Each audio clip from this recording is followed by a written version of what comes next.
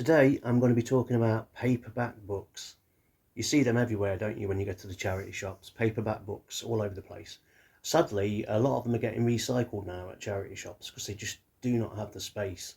And whilst a lot of these paperback books are not worth a lot of money, there are some hidden gems out there, and I mean hidden gems. Now, we all know the story of Harry Potter. Everybody knows that. The first 800 books that were released are worth thousands. I mean, probably looking at about 15 grand plus now. It's insane. And you probably also know about the James Bond books. Now, these first editions are getting very hard to find, but a lot of second and third editions are coming up, and they fetch around about 30 to 40, but the first edition books is just a different story. So how do we know what a first edition book is? Well, it's quite simple really. So if you look here, the older books, they had a date system where it would be like, for example, 1979, year released, first printed 1979. They both tally up, you know, it's a first edition. Later, they had a number system, so you'd see a book that would say 1, 2, 3, all the way to 10. And if it started with a 1, that would be a first edition. Obviously, the dates would match up to the year dates. So that's really what you're looking for there.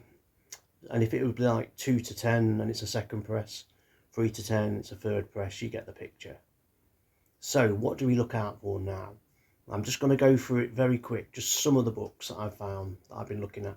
And this author or authors stood out to me. They're about Livingstone and Jackson, and they did fighting fantasy games. Well, I like fighting fantasy books.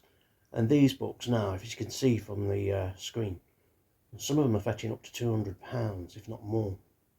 And they do gradually fall down into the 150, 120, but most of them you'd be looking at over £100, or 80 at minimum if you do find these.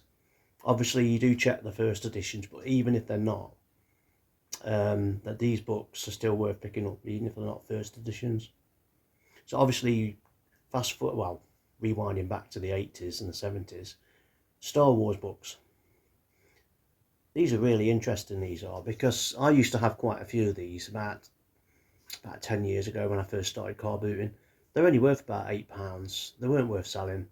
They weren't worth trading, so I just donated them. It's mad, isn't it? And now they're fetching about £30 each. So whether it's to read, I don't know, Star Wars, like what Disney are doing with Star Wars and stuff, that's raised the interest again, but still good to look out for. And Indiana Jones, the mid-1980s ones, these books are doing really well. A lot of them are not necessarily based on the film, but they're still doing really well because they're like side stories. So you're looking at about 30, 40, 50 even on these books. And there's just so many books to go through. So all I'm going to do is just put all these books up on the screen. No particular order at all, but these are just certain books to look out for, as you can see now. I noticed a lot of the 1980s, 1990s Puffin books do really well, and also the Pan books too. So again, as you check through these books, check the condition, make sure there's no pages missing, make sure that if there's writing in there, you do mention it if you're trying to sell these books, because a lot of people tend to put their names in them. It seems to be the common problem. But yeah, I'll keep scrolling through them. So these are just some of the titles that you need to look out for. There is so many more I'll get that right in a minute, paperback books out there that are worth good money. And the thing is, if you've got a pretty decent relationship with the charity shops, if you're taking a lot down there, donating a lot of your excess stuff, maybe you start to form a relationship with them, don't be afraid to just say to them, if you get a load of paperback books in, will you just keep them to one side rather than recycle them straight away? And 9 times out of 10, a lot of them will do it for you. So, yeah. Well, that is pretty much everything from this video. As you can see, they're still going through now different books that are worth looking for. A lot of horror books too, I've noticed. Well, I will be bringing you another video soon. I'll be looking at hardback books, because there's way more money in first edition hardback books.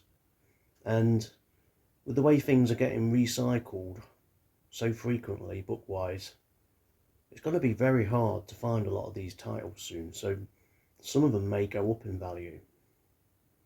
So we're going to be talking about that. And I'll also be doing a book.